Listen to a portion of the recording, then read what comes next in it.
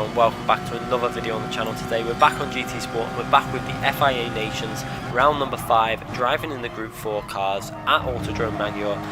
This is the west version of the track, the slightly shorter version. Obviously for the top 24 racing the manufacturers, we're going to be going straight on here and doing the longer version, which I've started to get a bit more used to today. I've driven it in the Group 3 race, in the daily race B, managed to get myself in the top 10 stars after last night doing it and being quite off pace. Got back on this morning a little bit more awake, got myself into the top 10 stars with a nice lap and won a race there also fairly comfortably, so getting a little bit more used to it. Also did a few laps in the SLS, didn't push the SLS too much. My first time on the practice today. I'm going to try and get on this a little bit more today and hopefully do some practice tomorrow for this top 24 race. I'm really struggling to find time at the moment to get practice in, but I'm going to get as much as I can done tomorrow practice wise. And Bathurst, I don't really need too much practice for that, so I'll just be doing that. I won't be in the top 24 race because there's so many people from the UK with 75k drive rating. When it comes down to who gets in that race, I think it's going to go through to who played the game first. That's how they do. I read in the rules something about that for other stuff within the game. So if they go down that route, I didn't get the game till January obviously, and a lot of people were playing it months before then, so that's why I'm not going to worry about it. I'm just going to do an earlier split, maybe a 7 o'clock race or something like that for the Nations race. As you see, going over line for this race though, this was the round 5 Nations, and I did a really nice qualifying. That was my first lap out of the pits. Obviously decided to go really slow, saved the tyres for the first 2 out laps, did 2 out laps saving the tyres and getting rid of fuel, and then I went for my main lap, and unfortunately I wasn't able to improve on that lap. Didn't quite hook up the next 2 laps. One lap was actually looking like a good lap, but then I tried to overdrive it to try and see if I could get myself up the grid, because this lobby was extremely competitive. Again, obviously another top split race, big names in this that you see. Giorgio 57, one of the best drivers on the game, starting P1 with a 127.9. TX3 there in the Veyron, starting P2. And Zocchi starting P3 at 128.1, but look how close these times are. And you know, I'm starting P7 on a 28.3, but this was extremely close and competitive lobby. You can see all the way through the field, a mixture of cars for Veyron there in the NSX, really close, probably the closest qualifying I've been involved with outside of a top 24 race. You can see going through the grid there, I'm on a 28.3 in P7. That would have been good enough for pole position in the last split in the top split in the last slot on the Nations race at the 10 PM slot. It shows you how competitive this race was. I think Thomas mentioned it when he was watching Tijani's stream about we chose the wrong split, because we clearly did, because look how far Tom's back here now. Thomas down in P12 on just a 10th behind my time on a 28.4. Now that I think would have been P2 in the last slot, so it shows you. You know, a lot of GT Sport is just about getting lucky with what slot you pick and stuff like that, because this lobby was just insane. You know, P15, Rick 918 BMX in P15, one of the fastest drivers on the game. It just shows you all the way down to the back of the grid. I think not even 1 second separated the I think we're at 6 tenths off now, 7 tenths off in P18 from pole position. Insane qualifying session. I've not experienced a qualifying session as close as. I think the closest I've came to one like this was a top 24 race in Interlagos, where the top 15 were only about 3 tenths separated. But this isn't a top 24 race. This is just a top split race on, I think it was the first slot on the day. Obviously that is always going to be quite competitive, the first slot, so I knew it would be competitive, but I just didn't expect it to be this close. So starting P7 though, good qualifying, I'm really happy with that. You know, to start P7, it puts you in a good position, you know, to go forward hopefully. However, the Veyron, by the title, you know, I don't hate the Veyron, I just hated it at this track because it was so frustrating. You're going to see straight away from the start, I'm behind P6, and I'm not going to throw it in there, so I'm just staying behind him. But the Veyron's got so much speed down the straight, he's got himself on the inside, and I just didn't even get prepared to block that, because there was not much I could do with the speed of that Veyron. So lost the place right at the start of the race, which was a bit frustrating. We're going to keep all the action on board with gameplay footage for this video today. Obviously I edited it and changed it around for the last video, so this one's all on board bumper view, and it's just going to keep it like that for the whole race. As you can see now in P8 with another Veyron behind me, so now I'm a sandwich between 2 Veyrons. Not what you want, because the Veyron in front of me is just going to pull away, and the Veyron behind me is just going to get my slipstream. And just look at that, so close, force there. Having a look on the inside, but I managed to hold that off. I got myself far enough forward, and now I'm into the slipstream of the drivers ahead, but just watch that Veyron behind me. Even though I'm in the slipstream with these 2 cars up ahead, he's now picking up my slipstream, and just look at the speed difference coming up the top of the hill on the uphill section. The Porsche, that's where the Cayman was suffering on the uphill section. I tried to hold it around the outside here. Now I'm going to try and hold as fast a speed as I can on the outside of forcing that Veyron. Managed to hold that position with the Cayman. The Cayman is very good through corners like that, so it was able to hold that position, and I kept my PA. And now I've got to try and hook this final corner up, but it's so tricky because you don't want to make a mistake and then give the Veyron an easy overtake on you. But now going down the straight, it looks comfortable at this stage, like I've got it covered, but then the speed of that Veyron, I know I have to go defensive, and then when I go defensive, I'm out the slipstream. So it's just not much you can do. And then he's on the right hand side. I have to give him space on the right hand side, and look at the traction also, because it's 4-wheel drive. The Veyron at the early stage, a lot of traction. As I pick up a penalty where I was trying to give space to Force, which is a bit frustrating because I was trying to go tight line to give him space so I didn't hit him, and I pick up half a second penalty for that slight little cut on the apex. But I wasn't gaining time, I was actually losing time, so a little bit frustrating. So down to P9 because the 2 Veyrons completely just, there's not much you can do in that situation. If I would have been I think that's why I needed the qualifying to be maybe a 10 faster and put myself with the slower cars, because then if you're with the slower cars, you can't be overtaken as easily as I did them. There's no real defense for the Veyron. You can't defend against that car. I really, it was frustrating in this track. Don't get me wrong, I do like the Veyron. I like driving it, more so at single mate races like Monza when it's on, because everyone's going to go the Veyron. But for this track, I decided to go the Cayman because I felt like it was the best opportunity within qualifying.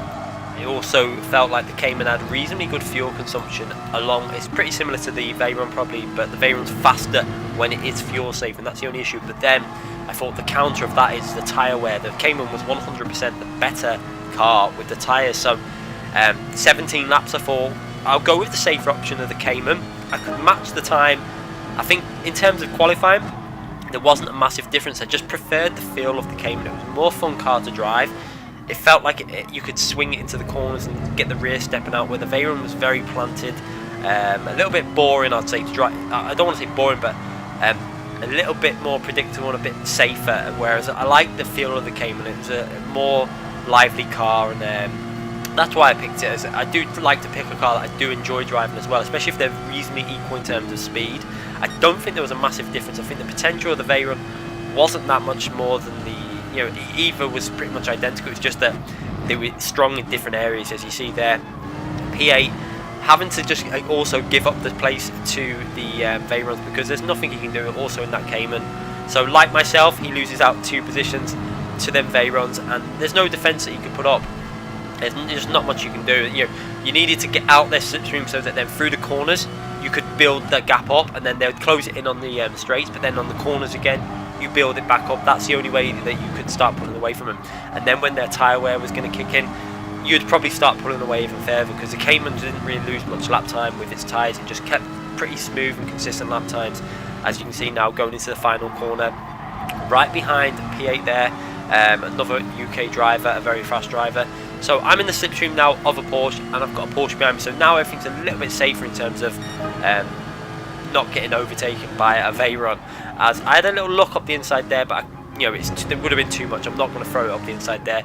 But then Ruffle Waffle, I think his name is there, had to brake because Force had to take that corner so much slower, and then I had to get off the front and end up going to the back of him, and then because of their mistake I've lost out on another position behind me. So this race has literally been the most unfortunate. Not much I could do really, because as you see there, Ugo pushing me out a little bit, but that's fair. He's obviously trying to get himself through the corner, and he had to go for that move also because he obviously couldn't predict what they were going to do up ahead, and I lose out on some positions there from no real fault of my own. I was actually looking at overtaking P8, and then in the end I lose out to P9, and I'm down in P10 now with M Thomas behind me in that NSX. Obviously doing some fuel saving. I think the NSX in the Group 4 cars is fairly strong with its fuel. It's not as strong as the Citroen, but I think it's a fairly good car in terms of saving fuel. As I have a little look up the inside of Ugo, but not able to really make a move into that corner. Too far back. I've just got to hold station now. This race is going very downhill from the start, and it's not really been through any mistakes. It's just been like force up ahead, had to get off the throttle, I think it was, because he was making a move on someone, and then the Veyron's understeer kicks in, and then everyone else behind, it's like a knock-on effect, and I had nowhere to go. So a little bit frustrating that that's how I lost that place, but can't do nothing about that. Just try to keep my head down and just try and get some solid points in this race. It was a competitive lobby, so you know, who knows what could happen in the last phase of the race. So just trying to keep calm and keep the car on the track, basically. As you can see behind, a lot of cars getting a lot of understeer through there. It looks like the Veyron starting to pick up understeer now, and you can see P8 there starting to get a bit of understeer just ahead of me, forcing the Veyron. Looks like he's suffering a little bit with the tyres, but then it doesn't really matter if they're suffering with the tyres, because there's no way that Cayman can get past, because down the straights they're pulling out 2-3 tenths every time, and you need to be close, you know, to make a move. You've got to be side by side. You can't be 3-4 tenths behind someone going into a braking zone and just dive bomb up there. So the Veyron's probably the safer choice for this race. It did make me think after, you know, especially after the Interlagos race, where I got it right with the car section in terms of picking the most powerful car.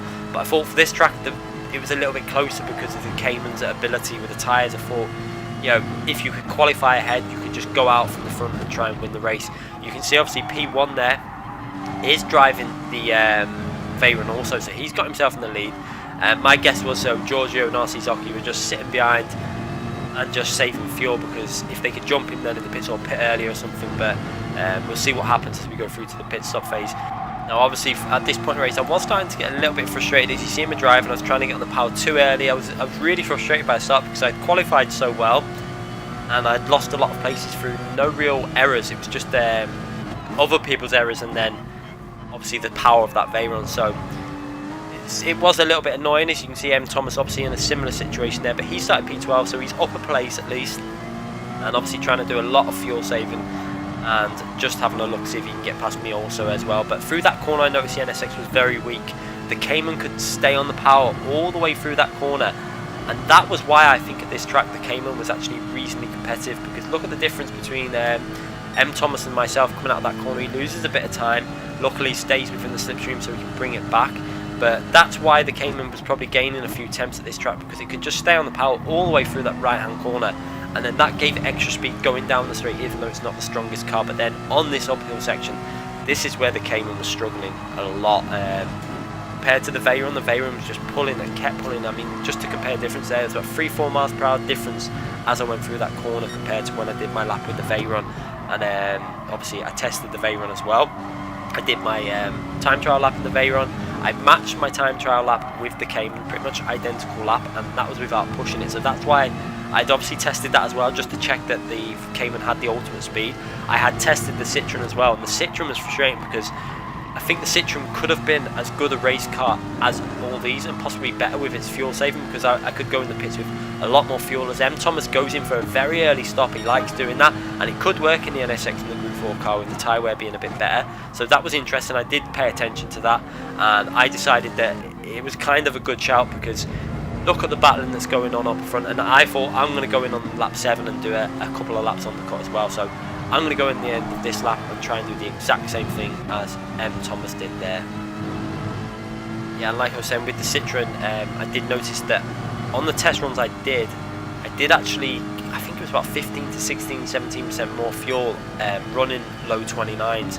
It's just the issue with the Citroen was it just wasn't able to run the low 28s. So it would have been struggling in qualifying, and you would have been at the back of the grid, and you might have got up a few places with its ability. So that's why I didn't go that car, and I decided to go this, because I wanted to get myself up the grid as high as possible, and I achieved that. I think P7 in this lobby, with the quality of drivers that was in this lobby, was a very nice result. I couldn't complain, especially only being, I think it's under 4 tenths off pole.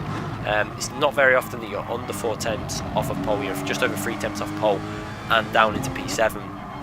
It shows you how competitive these lobbies are getting, and obviously everyone's putting the practice in now, so everyone's obviously getting their times pretty close to the ultimate type of pace.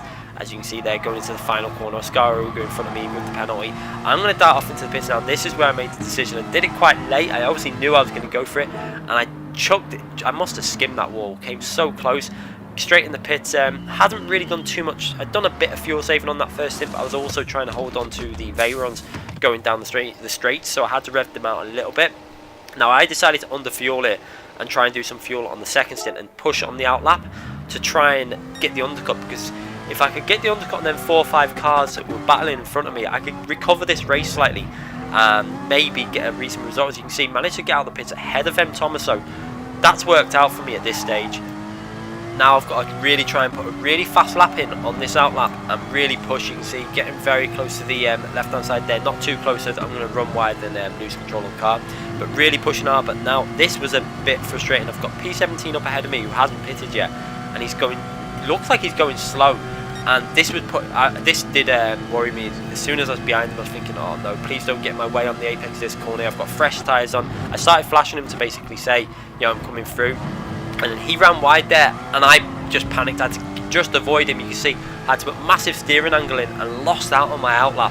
This is not what I wanted to happen, obviously. Kind of frustrating that the driver did that in front of me. Obviously it's not his fault, but luckily I managed to avoid it. I seen it starting to happen and started to put in a lot of right hand lock to try and get out of the way, and managed to save the rear end as well while trying to do that, because one thing you don't want to do in that corner is do a load of right hand lock that will send the rear out.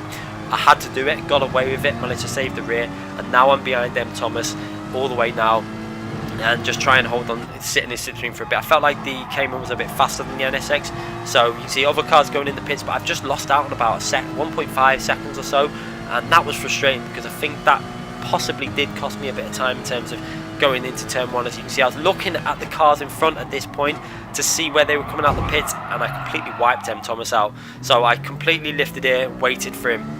And I didn't realise, when I stopped at that point and lifted off the throttle, I didn't realise where M. Thomas was. I thought that I'd wiped him out, but then I looked up ahead and he was actually already past me. So he said when I spoke to him after, and I apologised because that was 100% my fault. My concentration was looking at the cars coming out the pits instead of looking where I should have been. And I think without that back marker, I think I would have jumped a few cars there, which really was frustrating. But lost out mass even more so now. You can see there's M. Thomas up ahead there, and he even said after, you know, because I said I got the 5-second penalty, but I braked to wait for him, and I didn't realise that he was still going and driving at a reasonable pace.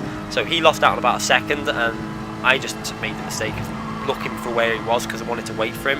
And now another Veyron's going to try and go around the outside of this right hand corner. Unfortunately though, the Cayman's got really good handling, so I can hold that inside and then just try and hold him off. But the Veyron's going to probably get past at the, you know, slightest straight, because now I've got no slipstream to defend from that. So an already bad race going pretty much worse, and one of the things wasn't my fault, but that was 100%. I totally held my hands up to M. Thomas there and apologised to him. It was because they were coming out of the pits and I was looking at where they were, and I wasn't looking at the markers above my head. Totally missed it. Luckily I braked a little bit. Obviously I braked late, but I managed to get the brakes on soon enough to avoid completely wiping him off the track, as he carried on going and managed to, I think he only lost one position. So now I'm behind Jay Adams, obviously lost another position there. It's so frustrating because the strategy that I did by pitting early would have possibly worked. It would have put me up, I think, to about P8 or something like that. But then I would have been in a situation with, I think, that Veyron very close to me. Whether I would have been able to break forces slipstream, it's another thing. It would have been hard.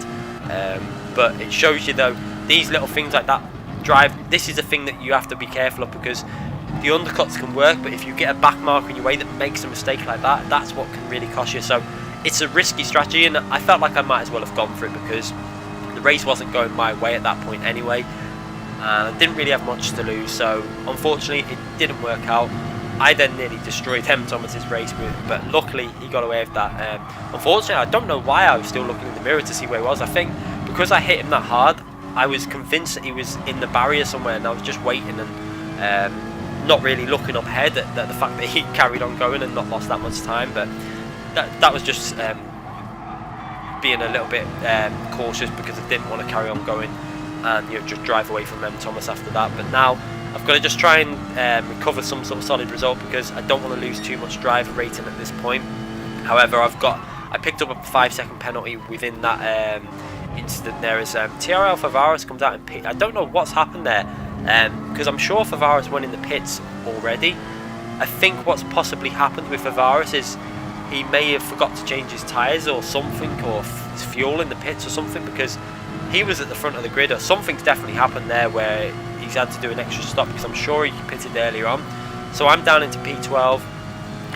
Favara's up above in front of me, and obviously M Thomas just ahead of that, but got a bit of a gap to the driver behind there, TX3 driver, another very fast driver, also in the Porsche Cayman. So at least now I'm able to pick up J Adams' slipstream a little bit, and I haven't got a Cayman behind me that can just, a Veyron behind me that can just throw the car up the inside because of the extra speed that it carries. So just trying to calm down a bit at this stage now, and just trying to get some solid laps back in. Obviously the race pace hasn't been great because obviously being held up behind certain cars at certain situations and not really being able to put much speed in. I've still got to do a lot of short shifting also because I underfueled in the pits to try and do that strategy, and that's a risk. You know, if you go for these strategies where you try and do the undercut by underfueling a bit and go for that aggressive outlap, and it doesn't work for situations like what just happened there, you're in such a hard position because you then can't push for the remaining laps, and it's just, you're pretty much in a static position, especially in races with the quality of drivers that we're in here. So now just trying to hold on to that Veyron slipstream. You can see how close the cars are up ahead. It shows you that without that mistake, you know, I could have been looking at a top 6-7 position still. It's just little mistakes like that, it just shows you how close the race is. It's still good fun though.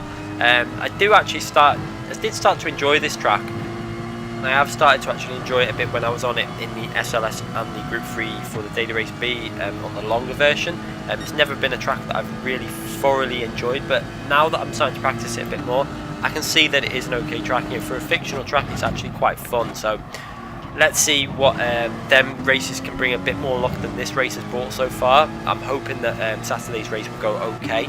Let's hope we're getting that top 24 race. I should do, but it's based on driver ratings, but that should work out okay because a lot of the higher rated drivers obviously in Nissan, so only 2 Nissans can be in that race, and it'll be interesting how that works out. I don't know how they're going to do it. No one really knows what's going on with these, the way they're deciding who's going to be in these races.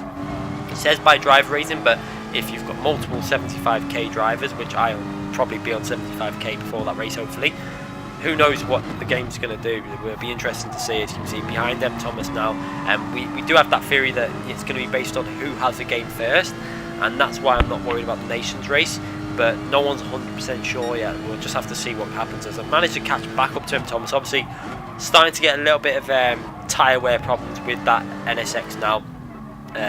He's had them on a lap before me. I've had mine on a little bit longer, but I think the Cayman might have been a fraction better on its tyres in it than the NSX. I really don't know because I've never really driven the Group 4 car NSX. I really do need to drive it because it seems to be reasonably competitive, but I never really choose it. I like the Cayman. I've driven that before, and that was when it was a slower car, but only on single mate races. So I knew I liked the handling, and now it's a bit more competitive because they lightened it up and give it a bit more power. It's a lot more fun to drive. But you can see so many cars still battling. You know, there is still a top 10 chance in this race, and the only thing that's going to ruin that for me personally at this stage is the penalty that I've got 6 points. I think it's over 6 seconds worth of penalty, so a big amount of penalty to get rid of at the finishing line as we come to the end of lap 13. As P10's gone very wide there in that Veyron, the car that actually jumped me at the start when he threw the move up on the inside on turn 1 and right at the start of the race. So it does show you that without the mistakes that I've made and a bit more luck in this race in terms of contacts and people like you making mistakes ahead of me that have cost me, then this race could have been a lot better. You know, this P8 is just up ahead. It is really, you know, does show you the difference between what a little mistake can make in these races because the racing is so close. The leaders are only 12-13 seconds ahead even after all the mistakes that have gone on. Obviously M Thomas not able to make that move there on the Veyron because again the NSX just hasn't got the speed down the straights, and this is the issue that I was having. You can have a look but you just can't get past because you can't get the car into a position to make that move. They're not going to be out thinking that it's coming, and if you try and throw one up there you risk ruining a lot of people's races. And now I'm behind them Thomas. I wasn't going to go for a move straight away. I think he thought I might go for a move here, but I decided because while his tyres are okay, I'm not going to throw one up the inside after I nearly destroyed this race. So I give him I think I give him a little flash here just to say keep going.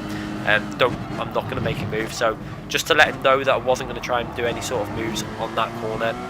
As again there, he's starting to suffer a bit with that tyre where it looks like the rear's getting a little bit loose and the drivers up ahead are starting to pull away. So at this phase I thought I'll give him obviously I wanted to give him the chance. I didn't want to, you know, after nearly wrecking his race, but once I felt like my car was a lot faster, I was going to have to go for a move at some opportunity, because I felt like the Cayman was in better condition at this track at this point of the race, and obviously with a slightly fresher set of tyres. I know mine are quite old anyway, but they're still a lap newer than M. Thomas has got on that car, and it looks like he's really struggling now for grip out of that car, as he's done quite a few laps on them. Going into the final corner, he's gone wide there. I'm going to go down left hand side and give him space as he comes back on, just in case he loses control, and pick that slipstream up and then go on the inside. And it looks like I've got this move a lot cleaner this time and done it properly without even I mean, the attempt before wasn't even an overtake attempt, it was an avoidance attempt, because I just completely missed the braking. But got myself up into P11, so that's one better position than what I was. Obviously every position counts in terms of saving your driver rating at the moment. Now I've just got to keep on it now until the end of lap 17 to try and make sure I can pick up the slipstream with them, just so the other cars then can't make moves on myself. I really needed to get a slipstream. So Jay Adams up ahead, having a look on P9. It looks like they're going side by side into that corner. That's going to kind of help me out, although it looks like Jay Adams backed out of that one and obviously played it sensible, didn't want to throw one up the outside or, you know, on the inside and take each other out.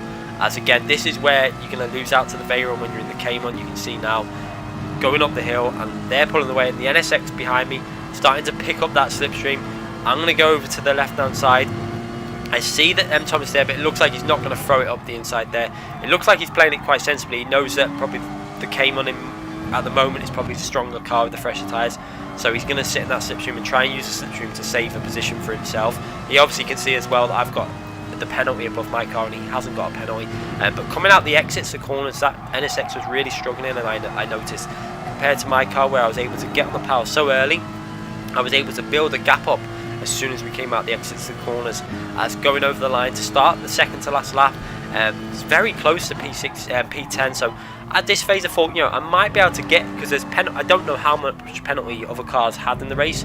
You don't know, there's no way of knowing.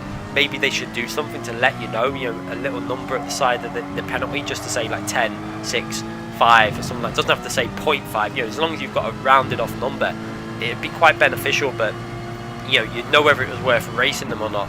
But at this stage, I might as well try and race these, because you know, it's 2 extra places. There's a possibility of gaining 2 extra places at this point. I don't know what sort of penalties some people have got in the race.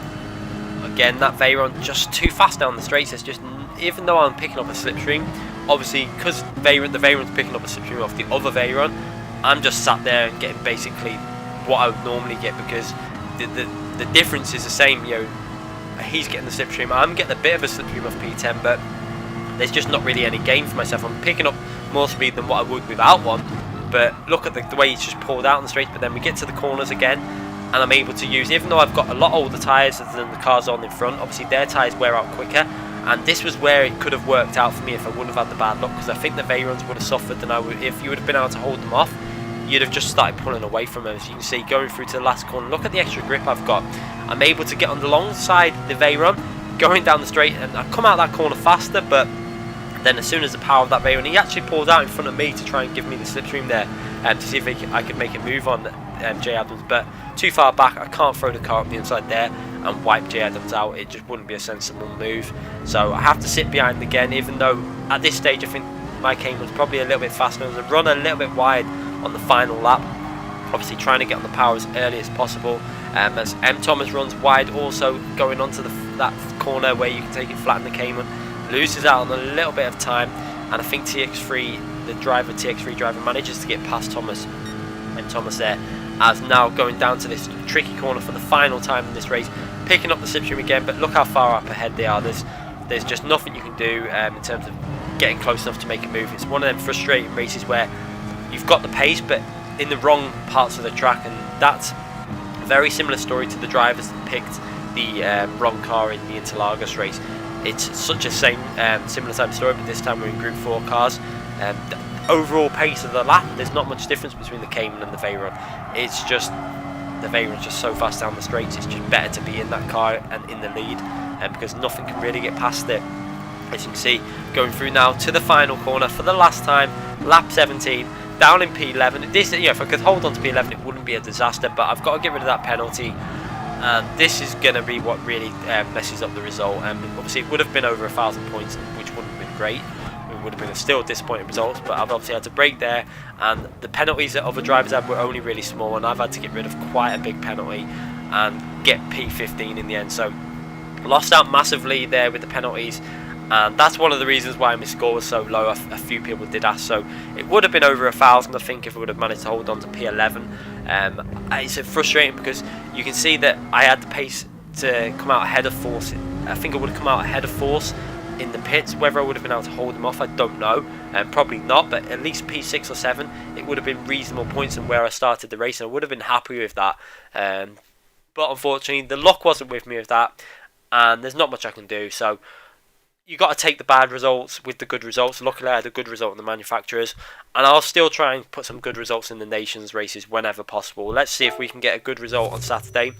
I'm not going to be putting much practice in for that, but I'll hopefully get at least a result that will give me at least 2k points or something like that. It'll be nice if I can get 2,000 points and see how it goes. I had to apologise, you'll see there straight away at the end, to M. Thomas, and just sent her a message to say sorry because I completely wiped him out on that race. Anyway, I hope you enjoyed that video. I'm going to try and see if I can get a track guide out tomorrow before the FIA races for the daily race B that is on at the moment, if I've got time. It might not be in depth, but I want to show the lap, give some pointers wherever I can, and see if I can help improve other people's laps and get that out, because obviously I need to get a lot of practice done for the FIA race because I've not really done much at all yet. I have no idea on strategy and stuff, and it's a top 24 race, so I need to put a lot of effort into that and hopefully bring a good video to the channel. It's going to be interesting. I think you might be able to watch this top 24 race live. It's a possibility. I would advise checking out some people on Twitter like Jimmy Broadbent, the YouTuber. I think they might be the possibility of a live stream. I don't know. They did say that the season 3 top 24 races might be live streamed, so just check them out if you have a look. And if not, I'll be having this race uploaded anyway within a few days of it going on Saturday, so it'll probably be up either Sunday or Monday, either the nations or the manufacturers run race. So anyway, make sure you subscribe to the channel if you haven't already subscribed. Click that notification button so you don't miss any future videos. I do try and upload pretty much every day, and obviously give the video a thumbs up if you've enjoyed that video. Let's hope for a better result next time. Anyway, thanks again for watching everyone.